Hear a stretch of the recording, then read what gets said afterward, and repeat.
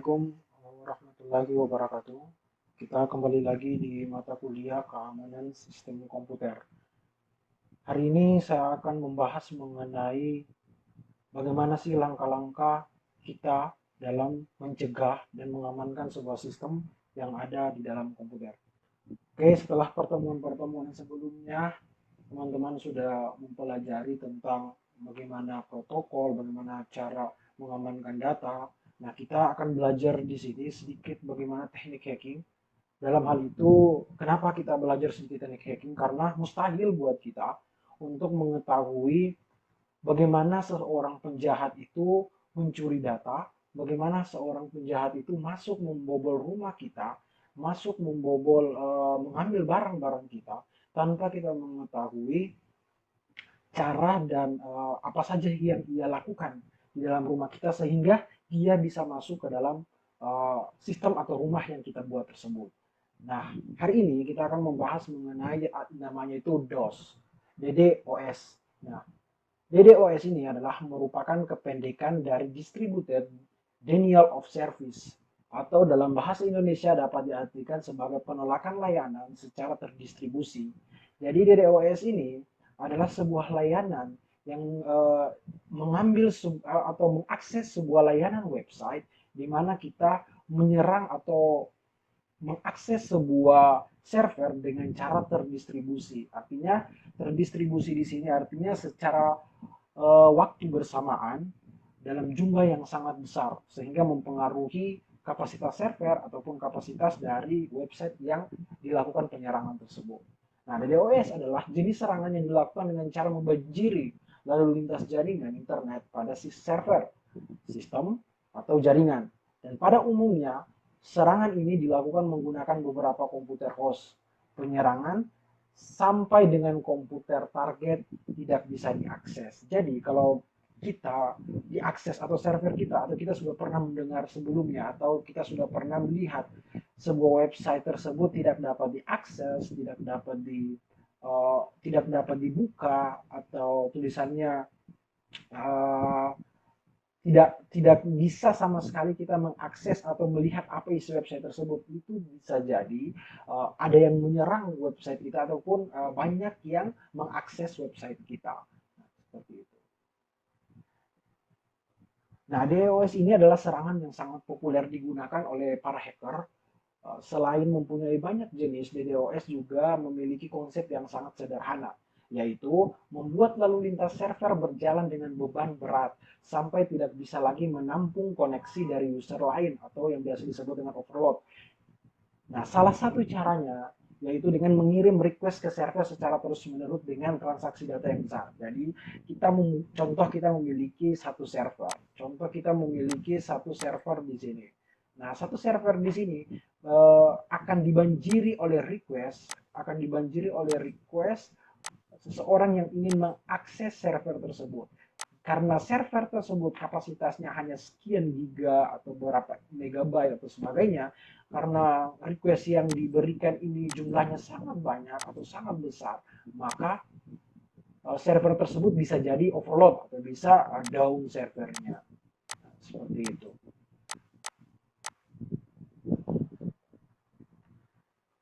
Berhasil atau tidaknya teknik DOS ini, Distributed Denial of Service ini, dipengaruhi oleh kemampuan server menampung seluruh request yang diterima dan juga kinerja freeware saat ada request yang mencurigakan. Jadi, ada percobaan serangan dalam setiap tahun. Ada banyak sekali serangan denial of service ini setiap setahun itu bahkan meningkat setiap tahunnya. Ini penggunaannya hanya user yang ingin mencari sensasi atau bahkan digunakan untuk alasan politik atau tindakan kejahatan yang ingin mengganggu stabilan server dan bahkan mencuri data yang ada di dalamnya. Jadi banyak sekali percobaan-percobaan yang dilakukan. Ada beberapa percobaan. Nah, ini selain spam house atau Cloudflare, serangan ke BBC pada tahun 2015 juga tercatat sebagai serangan DDoS terbesar sepanjang sejarah.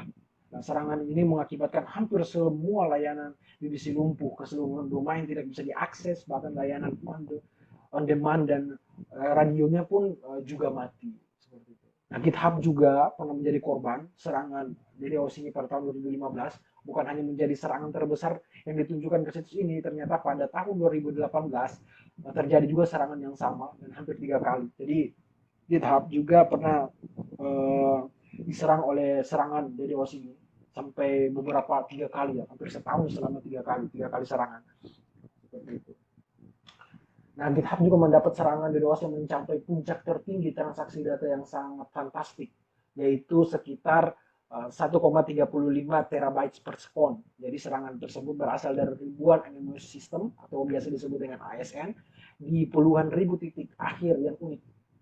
Nah, cara kerja serangan DDoS ini adalah melalui penyalahgunaan instance atau menchange yang memang dapat diakses melalui internet dengan UDP secara publik. Serangan ke GitHub awal tahun ini menggunakan DDoS adalah serangan DDoS terpanjang, ya terpanjang sepanjang sejarah, terpanjang sejarah saat ini.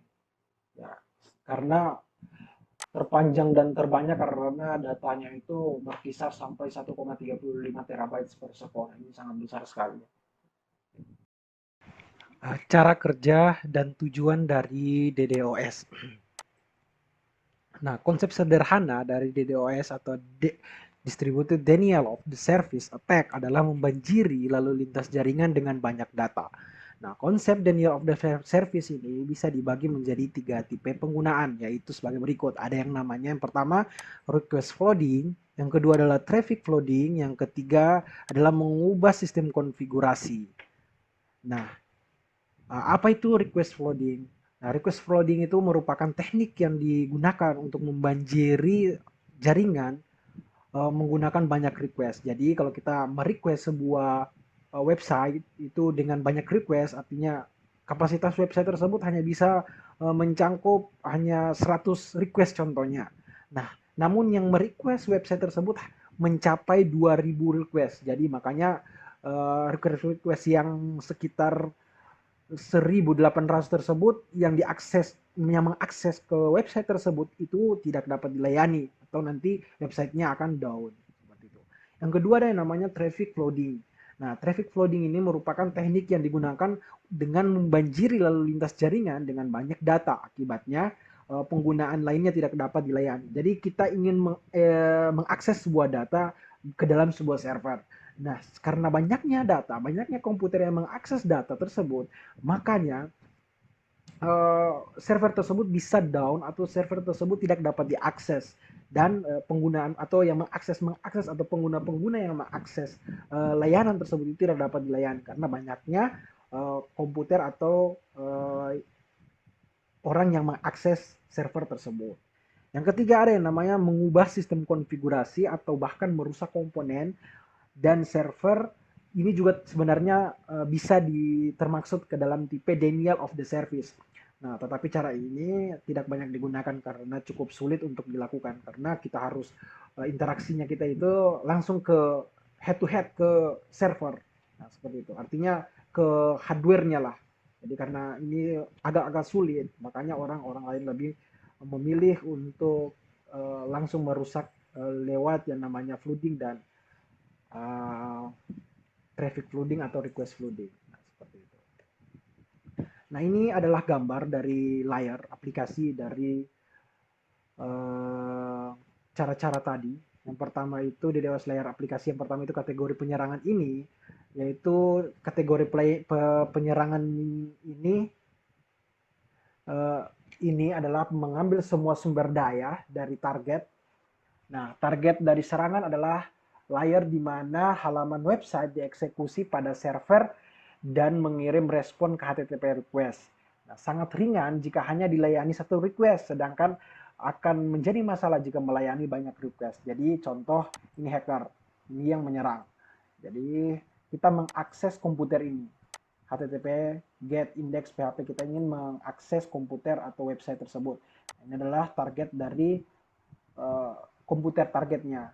Nah, karena kalau hanya satu komputer yang mengakses ini mungkin tidak akan menjadi masalah. Namun jika banyaknya orang yang mengakses HTTP atau request HTTP ini, maka ini yang akan menjadi masalah.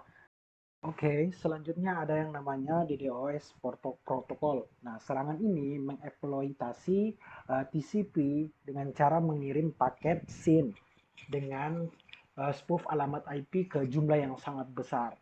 Nah, paket-paket SYN itu sebenarnya adalah salah satu jenis dari paket protokol, transmission protokol yang digunakan untuk membuat koneksi antara dua host dan dikirim ke host, antara host to host lah istilahnya seperti itu. Nah, sebagai langkahnya itu ada prosesnya namanya TCP. Nah, dalam sebuah serangan SYN flooding itu, si penyerang akan mengirim paket-paket SYN. Penyerang akan mengirim paket-paket dari SYN attack ini, mengirim paket-paket SYN ini ke port-port yang sedang berada ke dalam host target. Jadi paket-paket inilah yang akan dikirim ke host target. Makanya si host target atau server target tersebut akan menjadi lambat atau tidak dapat diakses. Nah, seperti itu. Kemudian ada yang namanya volumetric DDoS.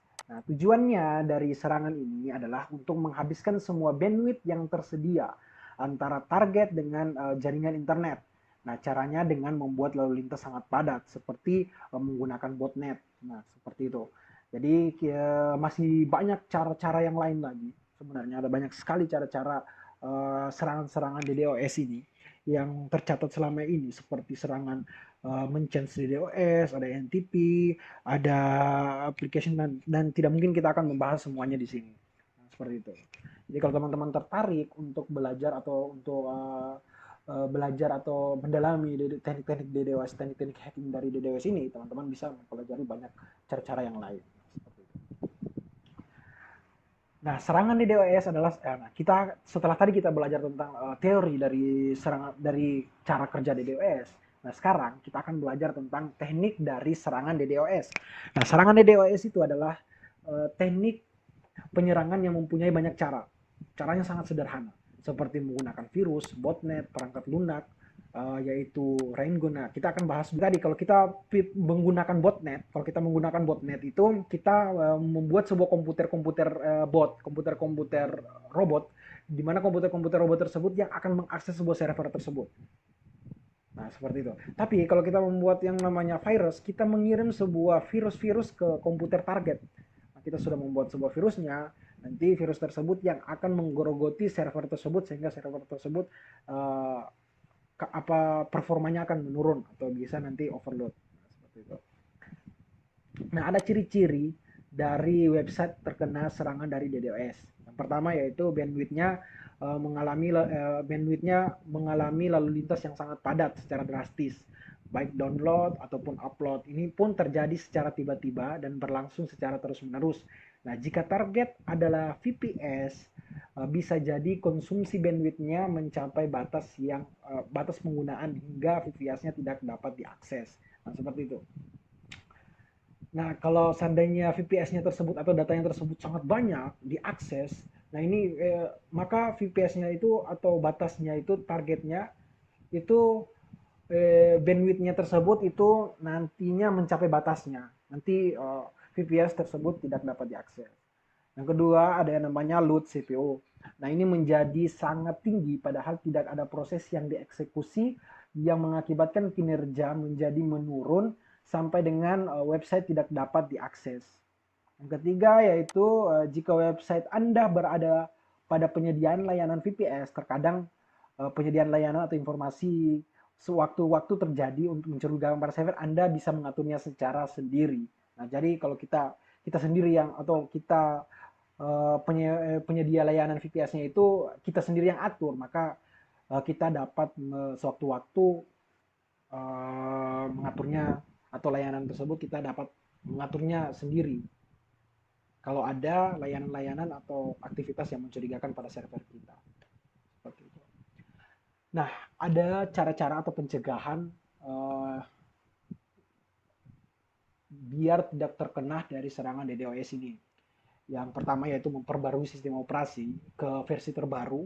Hal ini bertujuan untuk mengatasi atau menutupi bagian-bagian yang rentan yang bisa saja dijadikan sebagai pintu masuk secara ilegal dari si hacker tersebut. Kedua yaitu mengatasi akses dan ke sistem sehingga bisa menyaring traffic data atau penyerangan atau data-data yang masuk atau data-data yang keluar lah pada komputer atau pada server yang sedang kita gunakan. Yang ketiga yaitu jika serangan yang terjadi menggunakan smooth, Anda dapat mencoba mengatasinya dengan cara mematikan sementara broadcast address pada router. Kita sementara untuk mematikan sementara, kita mematikan broadcast address pada router. Nah, ini bisa dengan melakukan penyaringan atau pembatasan permintaan isi MP pada firewall. Nah, yang keempat yaitu menggunakan perangkat lunak keamanan tambahan lah. Kita melakukan menggunakan software ketiga untuk atau perangkat lunak ketiga atau perangkat lunak tambahan untuk mencegah uh, terjadinya serangan-serangan DDoS. Ini sebagai benteng keamanan lah seperti itu, seperti antivirus atau dan sebagainya. Yang selanjutnya itu melakukan identifikasi serangan. Nah, ini biasanya jika Anda mempunyai server sendiri dengan tanda-tanda tidak sedang terjadi DDoS akan terlihat. Nah, jika diketahui, maka Anda segera mempersiapkan melakukan penanganan sebelum serangan DDoS itu lebih serius. Nah, ini kita mengidentifikasi lebih awal serangan-serangan yang masuk. Nah, jika sudah mengidentifikasi serangan-serangan yang masuk, maka kita dapat mengatasinya lebih awal sehingga tidak terjadi penumpukan data ataupun serangan-serangan yang lebih serius ke depannya sampai-sampai servernya kita bisa down dan sebagainya. Selanjutnya yaitu mempertahankan parameter network. Ada beberapa langkah teknis yang dapat diambil untuk mengurangi sebagian efek dari serangan dan beberapa diantaranya cukup sederhana. Misalnya Anda dapat yang pertama memperbesar bandwidth jika masih bisa dilakukan perlebaran bandwidth. Nah, cara ini bisa dicoba. Kalau seandainya bandwidth atau data servernya tersebut atau penyerangannya tersebut hanya sampai 1 giga, contoh yang penyerang itu merequest data sampai 500 MB contohnya. Nah, kapasitas servernya kita pas 500 MB. Nah, kalau ada lagi yang mengakses 100 MB, maka servernya kita down. Nah, dengan cara memperbesar kapasitas servernya kita sampai 1 giga, maka berapapun 600 MB, 700 MB serangan ataupun request data yang masuk ke dalam server kita itu tidak akan berpengaruh banyak karena server kita uh, sudah kita perbesar jangkauannya atau bandwidthnya seperti itu. Selanjutnya yaitu dengan menghubungi ISP. ISP ini adalah penyedia layanan atau hosting di website-website tertentu. Nah, ini sebenarnya untuk pencegahan sehingga Anda bisa melaporkan kejadian tersebut kepada penyedia jasa internet yang dipakai untuk mendeteksi serangan-serangan yang terjadi. Mereka biasanya sudah memiliki penanganan atau keamanan khusus untuk melakukan penanganan untuk cara-cara atau penyerangan-penyerangan dari DDoS ini. Ada selanjutnya yaitu menghubungi spesialis DDoS langkah terakhir. Ini langkah terakhir yang bisa diambil adalah untuk menghubungi layanan spesialis DDoS yang bisa mencoba membantu Anda untuk menangani serangan yang terjadi. Seperti itu. Nah, jadi kesimpulannya dari hasil yang dari materi ini kita dapat mengambil kesimpulan yaitu DDoS adalah teknik penyerangan pada sistem yang sangat populer digunakan. Nah, selain sederhana, dengan modifikasi strategi, nah DDoS juga dapat menjadi teknik yang sangat ampuh untuk membantu sistem sebenarnya. Jadi kita bisa mengetahui sistemnya kita itu aman atau tidak, atau bandwidthnya servernya kita ini besar atau tidak dengan terjadinya serangan yang menumpuk. Nah, seperti itu. Nah, ada beberapa cara melakukan DDoS. Nah, seperti dijelaskan sebelumnya, yaitu ada yang namanya request flooding dan traffic flooding. Nah, kedua cara ini mempunyai kesamaan yaitu membanjiri lalu lintas dengan banyak data dan request. Nah, jika berhasil, maka pengguna lain tidak akan kesulitan untuk melakukan akses ke sistem dan bisa jadi mengakibatkan sistem tersebut bisa rusak dan tidak dapat diakses sama sekali. Oke, mungkin kita bisa mempraktekkan sedikit dari cara dan teknik dari DDoS ini. Nah, teknik-teknik dari DDoS ini kita akan coba praktikum atau kita akan praktekkan bagaimana sih cara kerjanya dari orang-orang atau kita membanjiri lah sistem atau lalu lintas network jaringan dari sebuah server atau sebuah website. Nah, di sini saya menggunakan VirtualBox dari Kali Linux. Saya akan mulai.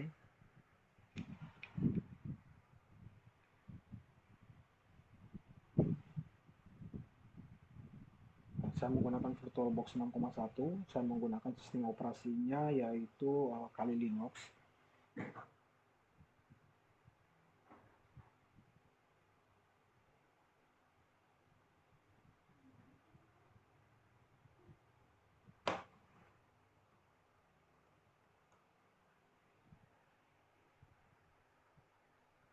Nah, ini adalah tampilan Linux.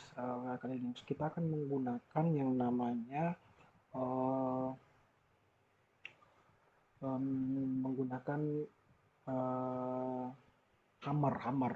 Nah, ini adalah salah satu coding dari Python, namanya itu Hammer, di mana sistemnya ini kita dapat membanjiri lalu lintas jaringan dari website itu dengan banyaknya data.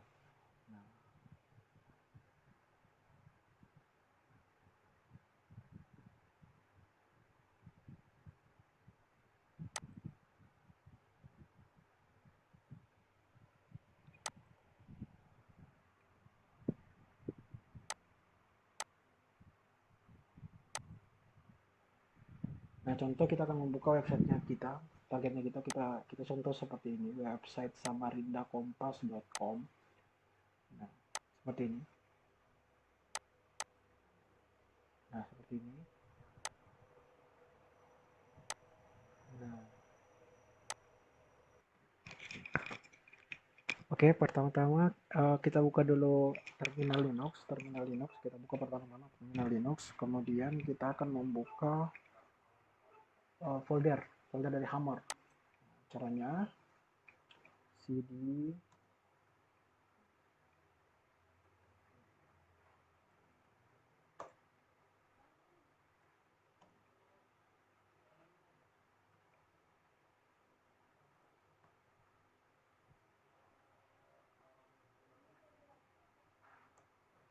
Nah, kita sudah membuka foldernya, folder Hammer. Nah, sebelum itu kita buka juga uh, ini adalah salah satu dari grafik dari lalu lintas jaringan yang ada di komputer saya. Kita akan bisa melihat di sini ada beberapa serangan-serangan. Kita akan coba, kemudian kita akan membuka fungsi dari Python-nya atau coding Python-nya.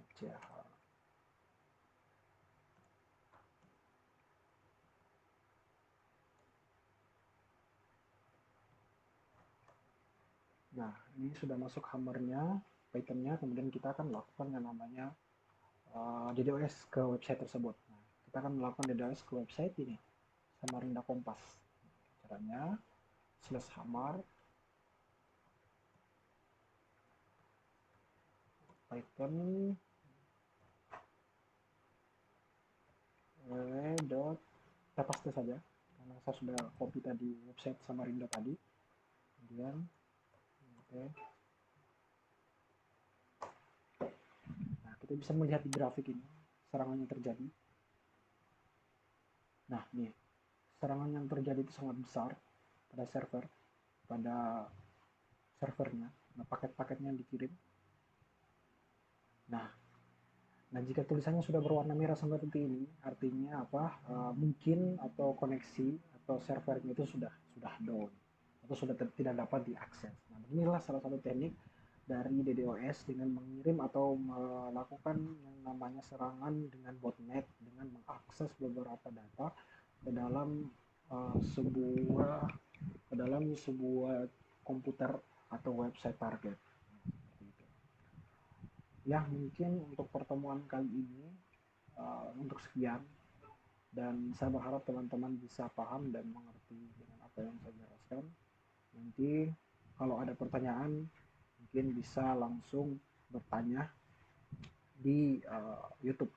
Nah, seperti itu. Dan juga uh, ada beberapa tugas yang akan diberikan, nanti diharapkan teman-teman dapat mengerjakannya. Pertemuan kali ini saya akhiri. Wabillahi taufiq wal hidayah. Wassalamualaikum.